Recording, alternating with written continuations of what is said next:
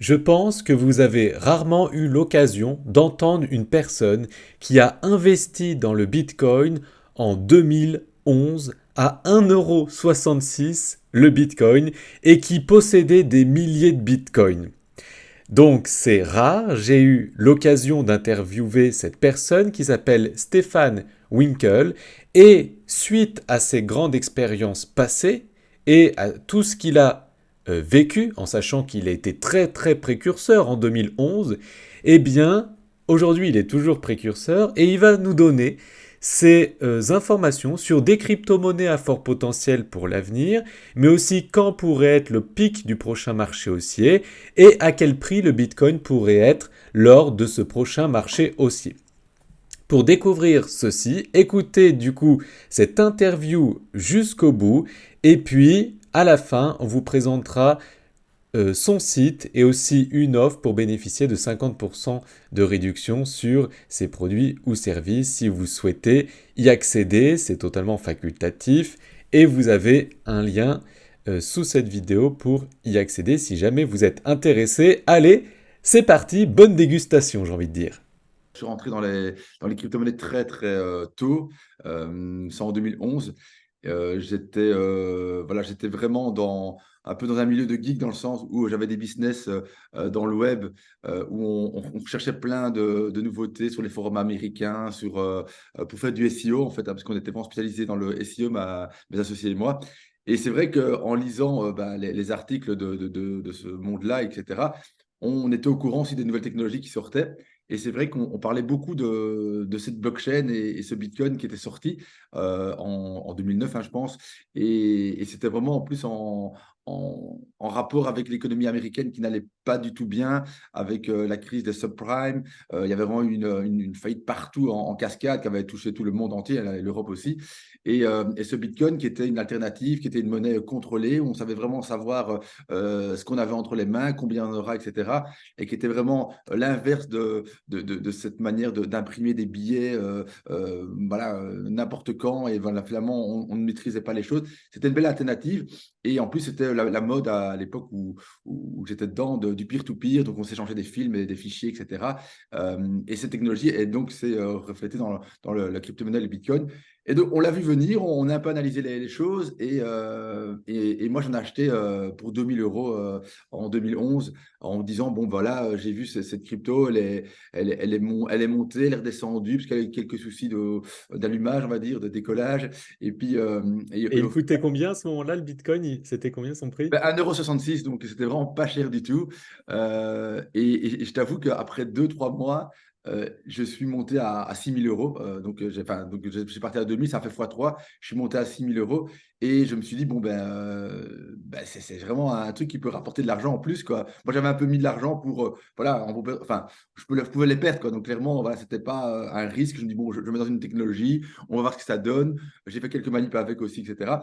Et puis en fait, c'est monté à 6 000 € et du coup, j'ai remis 10 000 € en me disant: «Bon, je crois que j'ai l'impression que ça peut vraiment faire pas mal de sous». Et effectivement, ça a fait pas mal de sous, même si j'ai beaucoup d'histoires à raconter, on en parlera, parce que voilà, tout n'est pas toujours tout rose dans ce monde, des crypto-monnaies, surtout en 2011, où on était encore beaucoup moins protégé qu'aujourd'hui.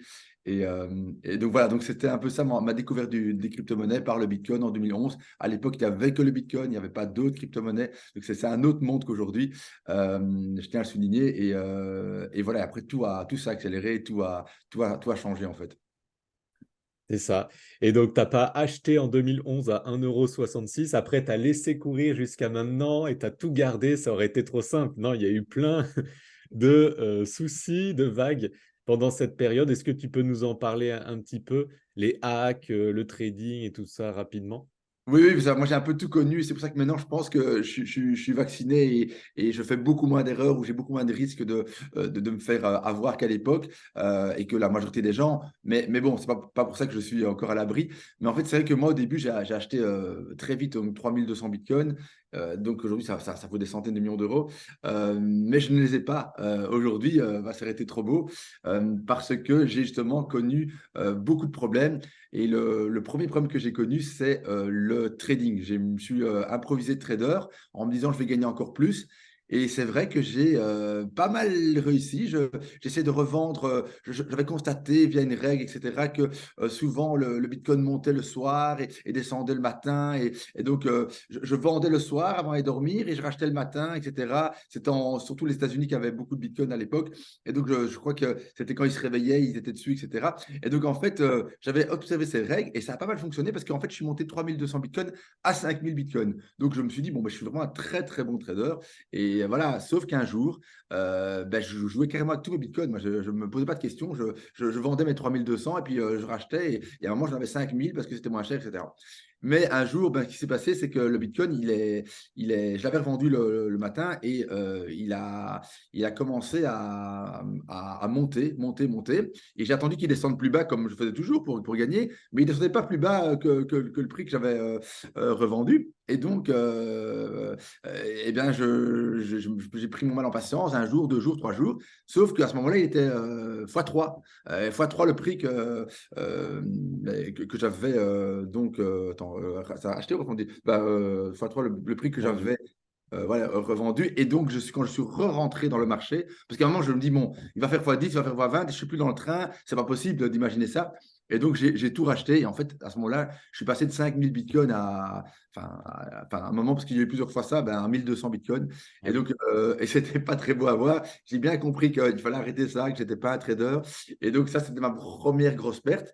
Mhm. Mais je dois avouer que je pensais que j'étais pas si mauvais parce que en valeur argent, c'était tellement monté par rapport à mes pertes, donc j'avais divisé par 3 plus ou moins mon gain de base, mais j'avais fait fois 10 ou fois 20 la valeur, et donc du coup, je pensais toujours, ben oui, mais j'ai fait fois 6 fois 7 je suis très bon, quoi. Enfin, donc voilà, la valeur de moi était quand même bonne, et après ça a continué à monter avec mes 1200 bitcoins restants.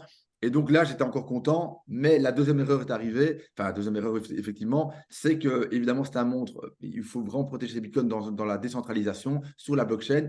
Et j'avais mis sur un exchange à l'époque complètement archaïque, qui était l'exchange Mt. Gox de Marc Carpelès, un Français, qui était mis en prison d'ailleurs au Japon et qui est ressorti maintenant. Mais voilà, lui, il gérait ça dans son coin, tout seul comme un geek, et il faisait croire qu'il avait une grosse société, etc. Il y a des hackers qui ont hacké sa plateforme. Ils ont pris tous les bitcoins. Il y en avait 850 000 à l'époque, et dont encore 1200 à moi. Et voilà, j'ai cru que j'avais tout perdu. Donc à ce moment-là, ça valait 1 million d'euros. Voilà, je suis passé du jour au lendemain millionnaire à rien du tout. Ça m'a fait vraiment mal. Voilà, pour dire la petite histoire, dans le futur, il y a comme une fin heureuse, c'est qu'aujourd'hui, 10 ans après que je me suis fait hacker, ils ont quand même retrouvé un tiers des bitcoins, il y a eu des procès, on a encore un cinquième dans la wallet de la justice japonaise et il va être distribué à tous les gens qu'on avait. J'ai été mentionné dans le long listing des gens qu'on avait et ils vont me donner un cinquième de cette somme qui va être comme une très très belle somme que je vais recevoir ici normalement fin d'année. Tout était validé, ils m'ont donné les process des exchanges avec qui ils ont signé, Kraken, etc. Et donc, ils devraient verser sur Kraken cette somme. Et puis, je sécurisais évidemment. J'ai déjà pris j'ai tout fait en sorte pour que tout soit bien sécurisé. Et donc, voilà. Donc, ça, c'est la fin heureuse de ça. Mais à un moment, je me suis retrouvé à la rue et je pensais de ne plus rien avoir. Sauf que j'avais quelques autres crypto-monnaies à ce moment-là, Litecoin, Dashcoin, Monero, etc., qui étaient les nouvelles crypto-monnaies qui n'étaient pas sur cette wallet-là. Et donc, c'était ça, c'est une belle leçon aussi d'apprendre de jamais laisser sur l'exchange. Vous l'avez vu maintenant avec FTX, récemment, ça s'est reproduit. Voilà, moi j'ai eu ça dans plusieurs exchanges à l'époque. Et donc après, j'ai commencé à apprendre de bien laisser sur la blockchain via Ledger, par exemple. Et voilà, donc maintenant, je sécurise 90% des cryptos sont sur la blockchain et peut-être 10% sur des exchanges centralisés pour pouvoir faire des manips et utiliser des cartes de crédit, faire du staking et tout ça. Voilà, mais je le conseille vraiment de ne pas faire cette erreur aussi de débutant. C'est ça. Et du coup, via ton super parcours, ton super passé, tes super expériences, comme tu as vécu pas mal de halving, est-ce que tu penses pour le halving 2024, eh bien, il aura un impact significatif ou cette fois-ci, ça sera différent? Alors, j'ai connu tous les halvings hein, ça a toujours monté très fort. Donc ça, je l'ai toujours observé. Je me rappelle toujours que ça monte toujours un petit peu avant. À l'époque, c'était souvent des fois 2 fois 3 quand même les mois avant. Un peu comme le tsunami qui aspire la vague et puis qui la recrache. Et puis, en fait, quand ça arrive, ça monte très fort après. Ça, c'est ce que j'ai toujours pu observer durant les 4 ou je crois que c'est 4 halvings que j'ai connus. Et je pense que ça ne va pas changer. Maintenant, je pense que le fait qu'on connaisse, qu'on a identifié le halving, que les gens soient au courant, etc., la puissance va être moindre. Elle ne va pas être aussi puissante. En un, parce que le marché est beaucoup plus grand. Donc, qui dit marché plus grand, ben, dit moins en tout cas de multiplication. Donc, ça va monter, mais moins d'effet multiplicateur. Et en deux, il y a moins un effet de surprise. Donc, je pense que on va anticiper le mouvement. Après le halving, ça va être un peu moins puissant, mais je suis persuadé que ça va continuer à monter. Donc moi, je sais qu'il y a plein de théories qui disent que maintenant, si on regarde les courbes, si on regarde les choses, c'est vérifié, ça ne montera pas. Moi, honnêtement, j'y crois pas. Surtout qu'on sort d'un beer market qui était quand même sans précédent. Et j'ai jamais connu une période aussi longue en beer market. Et c'est pas grave. Voilà, il y aura des périodes comme ça et peut-être ça, c'est comme ça. Mais durant ce beer market, il faut pas croire que les technologies n'ont pas continué à avancer, à évoluer. Il y a eu plein de choses qui se sont produites. On a avancé, on a fait une avancée de monstrueuse. Et pourtant, le jeton Bitcoin et tous les crypto-monnaies en général sont cotés en moyenne 3 fois moins élevés que à l'ATM de l'époque, d'il y a 3 ans. Et donc, voilà, je crois qu'il y a une technologie qui est au moins 3, 4 fois supérieure à l'époque. Et donc, l'époque, elle était surévaluée. Je pense ici, elle est un peu sous-évaluée. Et c'est ça qui se passe en bear market. Et c'est ça qui va se passer en bull run, qu'on va un peu corriger tout ça. Et peut-être on va même surévaluer dans le futur bull run. Bon, on l'espère. Et donc, après, bon, il y aura à nouveau peut-être une correction et ainsi de suite. C'est les cycles de la vie des crypto-monnaies. Mais en tout cas, on est parti pour, je pense, monter encore pendant longtemps, enfin quelques années, certainement 10 ans. Voilà, donc ça c'est mon avis, avec l'expérience quand même que j'ai je crois, depuis 12, plus de 12 ans dans les crypto-monnaies. Donc voilà, je pense que voilà, j'ai vu des choses, j'ai vu des courbes, j'ai vu des trucs. Je ne stresse plus parce que le stress peut aussi faire des mauvais choix. Ça, c'est vraiment un truc à conseiller, ne pas stresser, ne jamais vendre quand ça descend. Et voilà, je suis confiant pour l'avenir. Voilà, contrairement peut-être à plein de gens, mais voilà, c'est ça mon avis là sur le halving futur. Ok. Ensuite, du coup, on a parlé du passé, on va parler du futur. Est-ce que tu penses que le Bitcoin deviendra une monnaie, mais acceptée dans les magasins? C'est-à-dire que on va pouvoir, par exemple, payer en euros ou en Bitcoin dans les magasins dans les années à venir. Est-ce que tu penses que c'est viable, que l'État laissera faire ça ou pas? Alors, évidemment, c'est une question difficile aujourd'hui parce qu'on s'imagine mal que tous les États acceptent le Bitcoin, etc. Mais il y aura d'office, et c'est déjà le cas en Salvador, etc., des États pilotes qui le font déjà. Hein. J'ai une copine, Chantal Lang, que les gens connaissent, etc., qui m'avait parlé elle était au Salvador, qu'elle a clairement payé partout avec son smartphone en Bitcoin et que c'était instantané grâce au Layer 2, etc. Enfin, non, Au au- Lightning. voilà, LinkedIn. Voilà, exactement. Et donc, c'était vraiment rapidos. Moi, j'avais fait l'expérience de vie en Bitcoin il y a 6-7 ans. J'avais même fait une vidéo là-dessus. Et c'était hyper lent. Je payais mon restaurant. Le restaurateur m'appelait le lendemain en me disant, mais j'ai toujours pas reçu mes Bitcoins. Et il le recevait genre 12 heures après. Donc, maintenant, ça fonctionne. Ça va très vite. Et ça fonctionne déjà dans certains États. Je pense que la Suisse, etc., dans certaines villes, le font aussi. Et donc, oui, je pense qu'on va payer dans les magasins dans le futur, même en Europe. Ça va se faire petit à petit. Et voilà, maintenant, il faudra voir la politique de chaque État. Peut-être des États vont être vraiment, ne vont pas accueillir ça d'une bonne manière, d'autres vont l'accueillir de manière plus souple. Mais en tout cas, cette technologie, c'est l'avenir. Donc, je ne vois pas pourquoi on ne mettrait pas le Bitcoin là-dedans. Maintenant, voilà, c'est pas gagné parce que ça concurrence évidemment les monnaies nationales ou européennes dans notre cas. Et donc, c'est ça le grand débat, le grand problème. Mais voilà, je pense que ça existera, en tout cas rapidement dans certains États, peut-être un peu plus dans plus longtemps dans d'autres, et voilà. Ok. Maintenant, on va parler plus des cryptos en elles-mêmes. Dans toutes les catégories qu'il existe dans le secteur des cryptos, donc il y a les meme coins, la tokenisation, etc., les NFT, le gaming, l'intelligence artificielle. Dans ces catégories, si tu pourrais citer 3 catégories qui auraient, selon toi, la meilleure performance pour le prochain marché haussier, ça serait quoi? Alors, moi, j'ai toujours misé, depuis que je suis dans les crypto-monnaies, sur les révolutions, donc sur ce qui va faire un changement. Parce qu'on peut miser sur une crypto un peu, on va dire, on tire au hasard un peu, etc. Et puis on espère que des gens vont rentrer dedans. C'est le cas du Dogecoin, hein. Le Dogecoin, c'est une crypto-monnaie qui n'a aucune valeur, qui n'apportait rien du tout. Les gens qui ont misé dedans, ben, ils ont gagné de l'argent. Pourquoi? Parce qu'Elon Musk a misé dedans. Du coup, le marché a misé dedans. C'était à la mode. On misait parce que c'était à la mode. Donc ça, c'est vraiment l'exemple inverse de moi, ce que je fais. Mais on peut gagner, hein. Il y a certains coups parce que voilà, c'est à la mode, Et parce c'est de que la chance. voilà, c'est un peu de la chance. Moi, je vais toujours miser dans un truc où on va quand même forcer la chance, c'est-à-dire les révolutions. C'est pour ça que j'ai mis dans le Bitcoin, c'était déjà une révolution donc, en tant que telle par rapport aux autres crypto, enfin aux autres monnaies. Puis j'ai misé beaucoup dans l'Ethereum. Ça, c'était vraiment dans l'Ether. Donc, c'était ma deuxième grosse mise parce que j'avais vu venir le truc, la révolution des smart contracts. Avant, c'était que des monnaies numériques, hein. Il y avait une centaine de monnaies numériques après le Bitcoin, qui était le Litecoin, Dashcoin, Monero, etc. Je vous expliquais. Il y a eu l'Ether. Là, j'ai misé gros sur l'Ether. Puis il y a eu toutes des autres blockchains comme le Cardano, l'EOS, etc. Tezos, que je sentais pas mal, donc j'ai mis aussi dedans. Ah, elles n'ont pas finalement explosé, mais je me suis fait quand même pas trop mal. Et puis, ben, il y a eu tout ce qui est technologie NFT, Metaverse, DeFi. Et aujourd'hui, quand tu me poses la question dans quoi je vais miser, ben oui, je vais miser dans des technologies qui vont cartonner dans le futur. Et lorsque pour t'en citer, ben, je vais te citer peut-être Layer 2, Layer 2 parce que ça résout un gros problème qui sont bah, la chaîne Ethereum, elle est complètement congestionnée, c'est bouché, c'est lent, il y a des frais de gaz incroyables. Et donc, bah, la Layer 2, bah, ils ont trouvé la solution, c'est des autoroutes parallèles, hein, c'est des routes parallèles qui font que ça peut aller vite. On prend une route parallèle quand il y a un embouteillage et les frais de gaz sont bas. Et donc, la Layer 2, dont la plus connue est évidemment le Polygon avec le jeton Matic.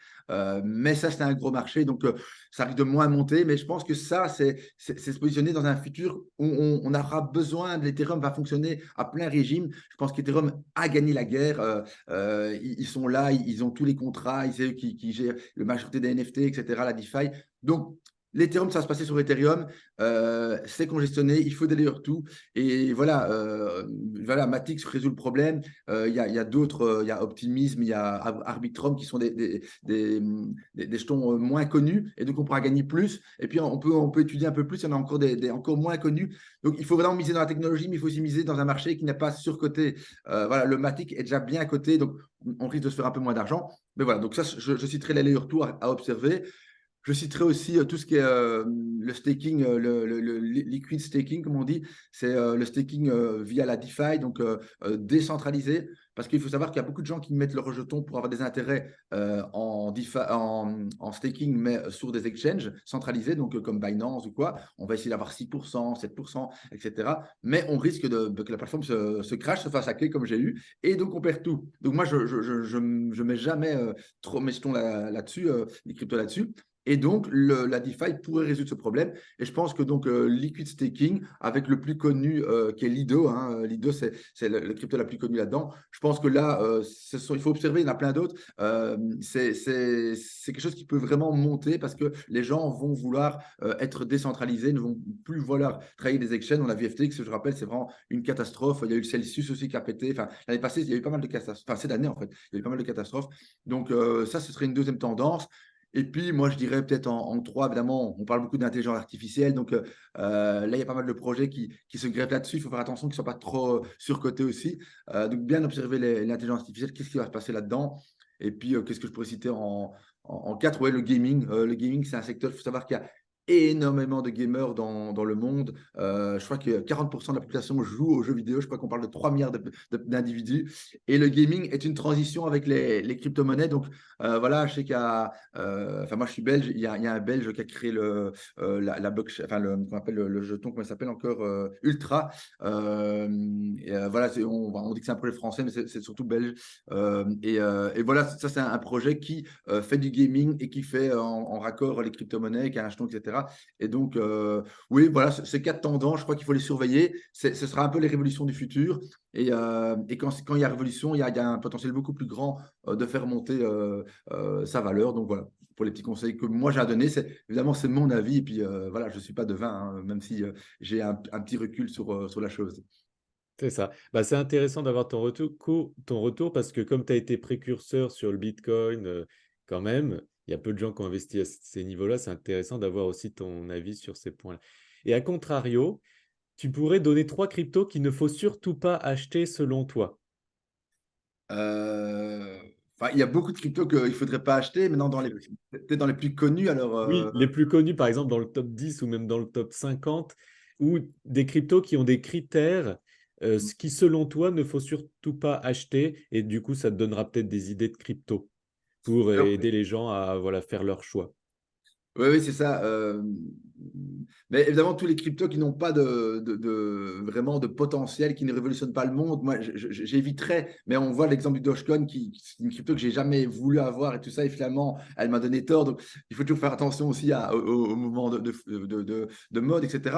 Maintenant, dans les cryptos où j'ai misé, j'ai gagné un peu et puis j'ai été déçu par après, il y a, c'est des cryptos que j'ai vraiment affectionné. Donc, je vais le dire, c'est le Tezos ou le Cardano qui étaient des blockchains qui étaient censés, moi, je pensais qu'ils allaient dépasser l'Ether parce qu'ils avaient une technologie plus moderne, etc. Bon, au final, on a vu que l'Ether, elle était là, elle était ancrée, elle avait les contrats, elle était la première, elle avait les premiers NFT, et que quand elle a fait sa version 2.0 maintenant qu'elle est passée en staking et plus en proof enfin pour le mining, quoi. Donc, on dit quoi, preuve par le minage, Preuve d'enjeu. eh bien oui, elle a la même capacité que les autres. Et finalement, toutes ces blockchains sont des projets parallèles qui essayent de faire aussi. Mais voilà, moi voilà, je pense qu'il y aura moins de potentiel par exemple, dans du Cardano, Tezos, EOS, sur lesquels j'ai cru. Voilà, après, je dis pas que ce n'est pas des beaux projets, mais je dis, voilà, une fois que quelqu'un a gagné la guerre, parce que pour moi, il était approuvé à gagner la guerre, je ne la vois pas se faire dépasser par n'importe quelle autre blockchain aujourd'hui. Et bien à ce moment-là, je crois que les projets, ils vont pas exploser. Et je pense justement que l'Ether, lui, va continuer à exploser et continuer sa montée assez forte les années qui arrivent, quoi. Mm. Bah, comme je dis souvent, choisir, c'est renoncer. Et donc, comme Ether, on pense que dans cette catégorie, c'est la meilleure, bah, on est bien obligé de, même si d'autres projets sont bons, on est bien obligé de choisir. Exact. Ensuite, je dirais, concernant les NFT, Oui. parce que je sais que tu as acheté, je crois, l'année dernière ou je ne sais plus quand, un Bored Ape Yacht Club. Pour ceux qui ne savent pas ce que c'est un NFT voilà, de la société Yuga Lab la plus connue dans le monde dans le domaine des NFT. Donc, tu l'avais payé 320 000 dollars. Et du coup, est-ce que tu pourrais me dire aujourd'hui si c'était un bon choix selon toi et les NFT à fort potentiel pour l'avenir? Alors, si c'est un bon choix, je vais te dire que oui. Je peux un peu surprendre, mais euh, parce que effectivement, je l'ai acheté à 320 000, donc vraiment en période hyper élevée pour les cryptos, et je ne l'ai pas fait spécialement pour me faire full thune, mais à un moment, quand je l'ai acheté, il est monté très fort, il a doublé, et puis finalement, il a été divisé par 2, et puis divisé encore par 3 aujourd'hui. Donc aujourd'hui, si je dois le revendre, je perds de l'argent, clairement. Il vaut Maintenant, il faut 100 000 savoir. aujourd'hui?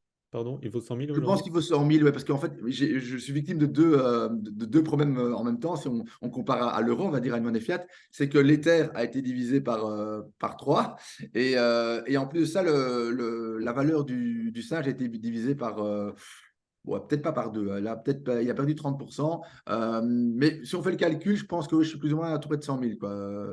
Et donc, oui, je suis plus ou moins divisé par 3. Maintenant, divisé par 3, ça peut très vite aller parce que ça fait un peu un effet de levier. Donc, l'Ether monte, ça augmente, le NFT monte, ça augmente aussi.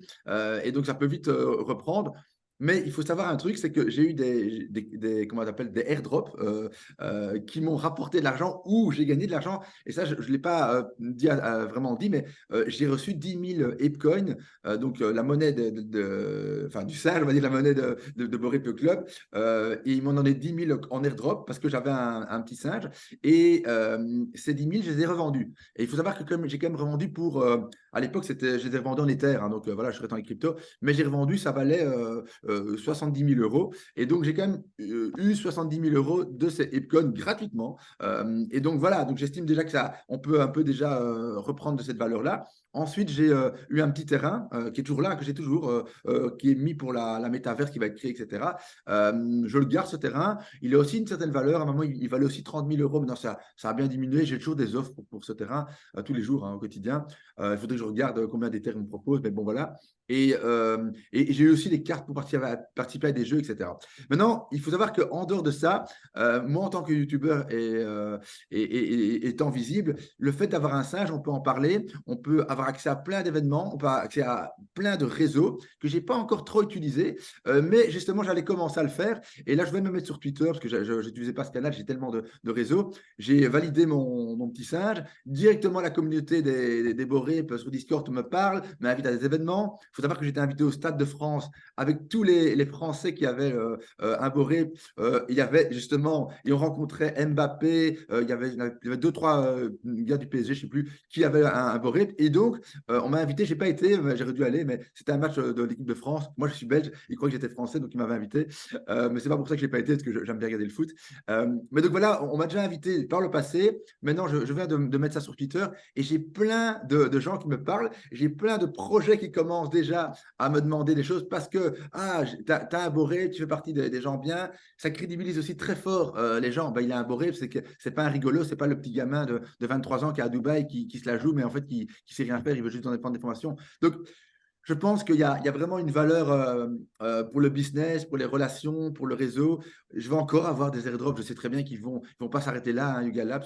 Ils vont me faire des airdrops et le prix va sans doute augmenter. C'est comme quand on achetait de l'Ether, évidemment. Si on achetait de l'Ether il y a 2 ans, ben oui, on a perdu divisé par 3. Mais ça va remonter aussi, donc il faut être calme. Donc oui, je pense que mon choix était bon. Et puis voilà, ça m'a permis de faire une vidéo qui a eu du succès, qui a été sur les réseaux. Il faut savoir que ma vidéo où j'explique que j'achète un Boré, ben, sur TikTok, j'ai eu 1 200 000 vues. Donc voilà, c'est marrant, mais ça me fait connaître. Dans le quartier, on me disait, ah, je t'ai connu de ta vidéo et tout ça. Alors que c'était une bête vidéo qui avait été prise d'une vidéo YouTube. Voilà, donc voilà, je crois que oui, c'était un bon choix pour toutes ces raisons-là. C'est vrai. De manière indirecte, au final, ça a été rentable. Enfin, aujourd'hui, à peu près compensé, mais par la suite, sûrement bien plus que ça. Et sinon, si tu avais d'autres NFT à fort potentiel, est-ce que tu as des idées de NFT à fort potentiel? Alors, les NFT, bon, il y a tout ce jeu de flip, hein, où on mint, on flip, on achète, donc dès que la collection sort, on le revend. Ça devient de plus en plus délicat et difficile, parce qu'au début, bah, le marché montait, donc c'était un peu plus facile. Mais moi, j'ai un groupe justement qui traite de ça. J'ai dans mon groupe une certaine Garance, une spécialiste de NFT qui fait ça toute sa journée au quotidien, etc. Et qui niche toujours les bons plans de NFT à fort potentiel. Mais c'est souvent pour acheter et puis flipper, donc les revendre. Donc voilà, ici, en ce moment-ci, je ne vais pas en dire vraiment. Maintenant, il y a une collection qui va être mise à l'honneur. Enfin, donc, c'est l'actualité, hein, mais donc voilà, si on veut acheter un NFT aujourd'hui qui a des chances de monter, mais alors plutôt pour un moyen terme, long terme, ce que je préfère dire, c'est tout ce qui est de la collection, comment il s'appelle encore, les Captains. Je ne sais pas, tu connais cette collection. Et ça, c'est toute une collection donc, comment s'appelle le groupe encore j'ai un petit trou de mémoire. Bon, en tout cas, c'est un groupe qui fait 3 collections actuellement. Et les Captains, c'est la mieux cotée. Et je pense que voilà, avoir un Captain aujourd'hui, ça vaut 2 euros, 2 Ethers, pardon, Ah oui. etc. Donc, c'est déjà un certain prix. Mais si on l'a, je pense qu'il peut vraiment, dans les mois qui viennent, ça peut faire du x2, x3 si le marché reprend. Bon, voilà, donc ici, c'est juste une impression que ça se trouve dans 3 mois, on me dit, mais en fait, Stéphane, c'était divisé par 2. C'est possible aussi. Mais voilà, moi, dans les NFT, si tu me demandes un aujourd'hui, voilà, je dirais peut-être le Captain. Voilà, ici, je ne vais pas te dire un Boré parce que ça vaut vraiment très cher aujourd'hui. Il faut savoir se le payer. Même un Captain, il faut savoir le payer. Mais bon, voilà, donc je pense que ça, ce serait un bon choix si les gens ont un peu, voilà, ont 4 5 000 euros à placer. Voilà, on a son petit Captain et on attend un petit peu de voir. Et on annonce surtout justement des airdrops pour ce projet. Et donc, ceux qui en auront, ils vont avoir la monnaie, et comme moi j'ai eu, etc. Donc, voilà, ils peuvent très vite faire de la plus-value comme ça aussi. Ok, cool. Ensuite, une question intéressante, c'est au niveau des outils. Donc, il y a pas mal de personnes qui utilisent plein d'outils. Est-ce que toi, tu aurais des outils pour soit analyser les cryptos, leur tokenomie ou je ne sais quoi, qui t'aident dans tes investissements, mais des outils tant qu'à faire que tout le monde ne connaît pas CoinMarketCap, quoi. Pour la tokenomie des cryptos, c'est très important de savoir ça parce que, en fait, pour savoir si une crypto-monnaie justement va devenir, enfin, est pépite, etc., c'est toujours très intéressant de regarder, ben, quand on va distribuer les cryptos, combien vont être distribués, à quel moment, est-ce que ça va être une monnaie inflationniste ou déflationniste, comme l'Ether en fait est déflationniste. Donc voilà, un exemple, une monnaie qui chaque année va prendre 10% d'inflation, eh bien c'est très beau d'avoir du staking par exemple de 10% sur cette monnaie ou investir dedans. Ça va être totalement dilué et c'est comme si on n'avait rien gagné en fait. C'est un peu comme la planche à billets qui tourne en ce moment chez nous. Tandis qu'une monnaie comme l'Ether qui est déflationniste, eh bien si on garde ces Ethers, on gagne certainement 1 ou 2% par an sans rien faire. Et si on la met en staking et on prend du 5%, on peut additionner ça. Et donc ça, tout ça, c'est très important à regarder.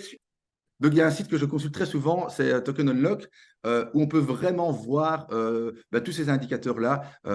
Et c'est très intéressant pour justement se positionner dans l'achat de crypto-monnaies qui pourraient exploser ou pas, en fait. C'est comme ça qu'on peut le savoir.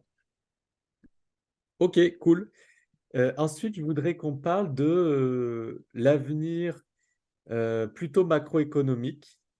Donc là, je ne sais pas si toi, tu voilà, prends en compte ça dans ton analyse, mais on voit qu'il y a des tensions, la hausse des taux. Bitcoin, dans sa vie, sa courte vie, a jamais eu une hausse de taux aussi importante, a jamais eu une contraction monétaire aussi importante. Il y a aussi les ETF d'un côté qui potentiellement pourraient arriver. Donc, suite à tout ça, euh, comment tu verrais le Bitcoin dans les 2, 3 prochaines années? Alors, ici, moi, justement, je le vois très, très bien, le Bitcoin, dans les 2, 3 prochaines années, pour deux raisons. On vient de traverser une crise de bear market, mais qui est hyper longue. Donc, à un moment, enfin, voilà, il va y avoir une fin. Enfin, moi, j'en suis persuadé. On ne peut pas dire qu'il va y avoir une fin parce que ça pourrait disparaître, qu'on pourrait croire ou quoi que ce soit. Je n'y crois pas une seconde. Donc, voilà, pour moi, il y a des cycles. Et donc, on a un cycle qui a été très long et très bas et qui est très fort descendu. Je pense qu'on a touché le bottom, comme on dit, le point le plus bas fin de 2022. Et ici, depuis 2023, on voit qu'on a quand même, le Bitcoin est monté quand même de 60%, mine de rien, malgré tous les claques et les problèmes, etc. Donc, il a pas été un parcours linéaire, mais il a monté, descendu, mais il a pris 60%. Ici, c'est monté quand même doucement par rapport à des grosses montées en bull run. On ne peut pas dire qu'on est en bull run aujourd'hui. Mais je pense que le bull run va s'amorcer. Le halving va peut-être l'aider, certainement même, comme je le disais.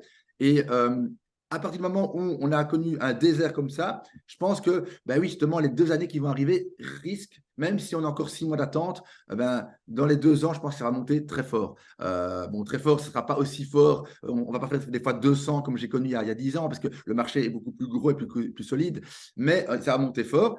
Le Bitcoin, ben, je le vois bien monter x3, x4, ouais, franchement, dans les 2 prochaines années. Et puis les autres crypto-monnaies, si on veut jouer comme moi j'ai joué au Bitcoin, vous prenez des risques, vous tapez dans des crypto-monnaies pépites qui ont un tout petit market cap, et là, vous pouvez faire aussi des fois 100 en plein bull run, avec les risques que ça comporte, qu'on peut tout perdre. C'est comme moi, quand j'ai acheté du Bitcoin à l'époque, je pouvais tout perdre, et j'ai gagné. Maintenant, vous voulez jouer, vous pouvez faire des fois 100 en bull run, mais alors sur les petites crypto-monnaies. Si vous voulez jouer le Bitcoin, ben, si c'est un vrai bull run, comme je vous le dis, ce sera du x3, x4, selon moi. Mais je vois l'avenir assez bien. Pourquoi? Parce qu'il y a eu parce que je viens de vous dire, on a eu ce bear market et qui va se terminer à un moment et on va passer en bull run. Et en deux, parce que, comme je l'ai toujours dit, la loi économique, c'est plus il y a de gens dans un marché, plus il y a une demande d'achat de crypto et plus le prix doit être fixé et doit monter. C'est comme ça que ça arrivé depuis toujours. Maintenant, je pense qu'à l'époque où je suis rentré dans les crypto-monnaies, il y avait peut-être 1 sur 10 000 qui avait des crypto-monnaies ou même 1 sur 100 000 sur Terre. Aujourd'hui, on est en France à 1 sur 10 qui possède des crypto-monnaies. Mais il faut savoir que 1 sur 10, ce n'est pas encore énorme. Alors, c'est la première règle, c'est 1 sur 10. Si on passe à 5 sur 10, ce qui est très possible dans les 3 ans qui viennent, normalement, si on enlève tout le reste, on devrait faire x5.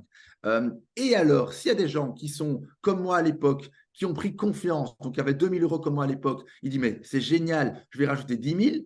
Eh bien, moi, je suis passé de 2 000 à 12 000 euros investis dans les crypto-monnaies. Eh bien, il faut savoir que là, on va encore faire du x5 ou 6 en multiplication du marché des crypto-monnaies qui va monter. Et donc, ça, on peut très vite arriver à du x10, x20. Donc, il faut quand même tenir compte de deux données. Euh, on est à 10%. Si on veut atteindre les 100%, comme on l'a fait pour Internet, on était aussi à un moment, dans les années début 2000, à du 10% à utiliser Internet dans le monde. Aujourd'hui, on est proche du 100%. On n'est pas à 100%, mais on est certainement à du 95% dans le monde à utiliser Internet.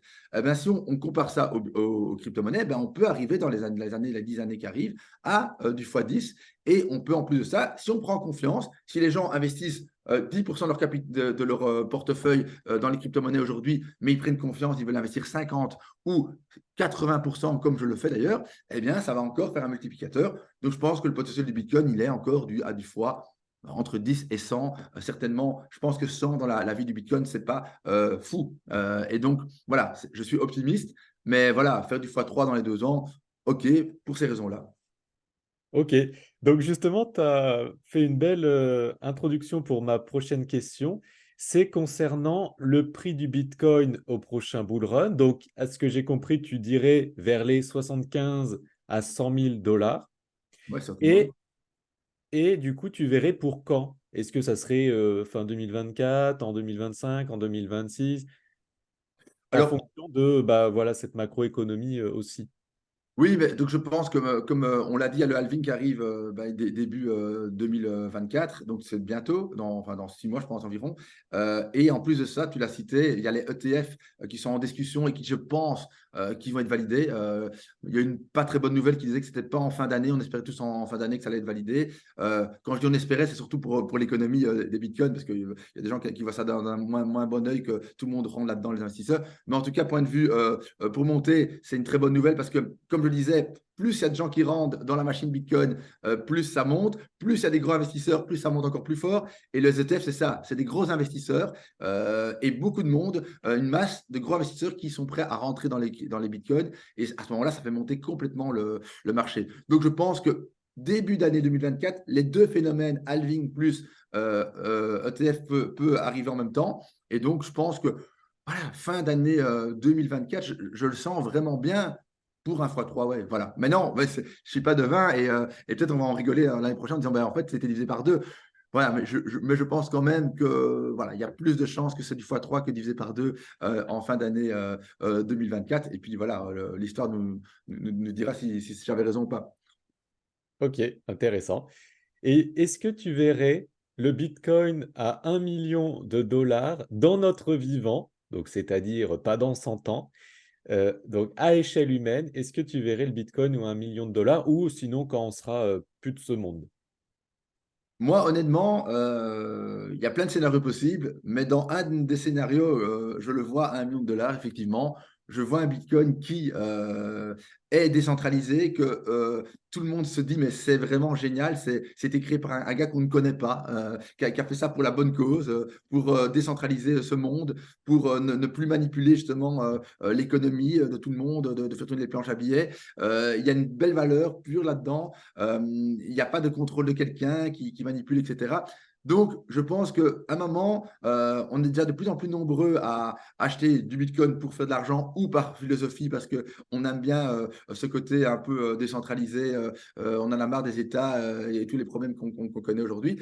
Donc, je pense qu'à un moment, les États ne pourront pas, ils essayent depuis le début, ne pourront pas combattre une unité décentralisée. Moi, j'ai connu avec le peer-to-peer, les torrents, etc. Les États voulaient interdire les films partagés, mais ils n'ont jamais réussi à rien interdire du tout. Dès qu'ils interdisaient un truc, il y en a 10 qui arrivaient. Le Bitcoin, c'est la même chose. On ne sait pas l'interdire, on ne sait pas l'empêcher. C'est Internet, c'est comme ça. C'est du peer-to-peer. Et donc, à partir de ce moment-là, tout ce qu'on peut dire, c'est juste, ben, vous ne pouvez pas ramener vos Bitcoins sur vos euros, vos comptes en banque traditionnels qui sont vérifiés par nous. Mais à un moment, on n'aura peut-être plus besoin de ces comptes en banque et on fera notre transaction avec notre smartphone, on sera là, tac, tac, tac, et fuck l'État, fuck les banques traditionnelles. Donc, à partir de ce moment-là, il y a deux choix pour les États. Soit on joue le jeu parce qu'on sait que ben on gagnera pas et c'est ce que les États-Unis essayent de faire. Chaque fois qu'ils sentent qu'ils vont pas gagner le jeu parce qu'il elle a sec, etc., ils tapent dessus, mais en fait au final on voit que ben c'est pire que tout. Ils se font retaper dessus. Maintenant les Américains sont furieux, ils disent mais non, laissez faire les crypto-monnaies, toutes les entreprises vont partir du pays. Et donc voilà, maintenant on voit bien que les États-Unis font un pas arrière. Ils voulaient combattre, mais ils veulent plus combattre. Les Chinois ils ont interdit, ben après ben, ça a montré que ça ressemblait à rien parce qu'ils ont fait peur à quelques Chinois, mais finalement ils sont toujours là dans le marché. Donc voilà, les États qui interdisent, ça marche pas. Donc à partir du moment où ça marche pas, ben il y aura toujours un État ou l'autre qui accepte. Et donc ben je pense qu'à un moment, ben les cryptos, ben, elles seront plus puissantes que tout ça et que les États devront faire avec. Maintenant, aux États de voir un peu si elles essaient de réguler ça d'une manière intelligente ou pas, ou de manière sauvage. Alors, il y aurait deux mondes, le monde contrôlé par les États et le monde underground avec tous les gens qui ont des crypto-monnaies. Mais je pense que quasi tout le monde aura des crypto-monnaies, donc ça va être un peu vicieux. Voilà, mais en tout cas, clairement, les gens vont adopter ça et le voir à 1 million d'euros, ben, via ma théorie x10 x10, on peut arriver à du x100 et donc voilà, on peut vite arriver à du 1 million d'euros. Donc oui, j'espère le voir dans 50 ans, quand je serai papy, à 1 million d'euros et ce serait très sympa en tout cas. Cool. Bah, merci pour ça, espérons. Et du coup, aujourd'hui, tu as une entreprise dans les cryptos, tu proposes des produits ou services sûrement. Et est-ce que tu pourrais en parler? Potentiellement, il y aura un petit lien affilié en dessous et peut-être aussi il y aura quelque chose à offrir pour mon audience. Dis-moi tout, je découvre en live avec tout le monde.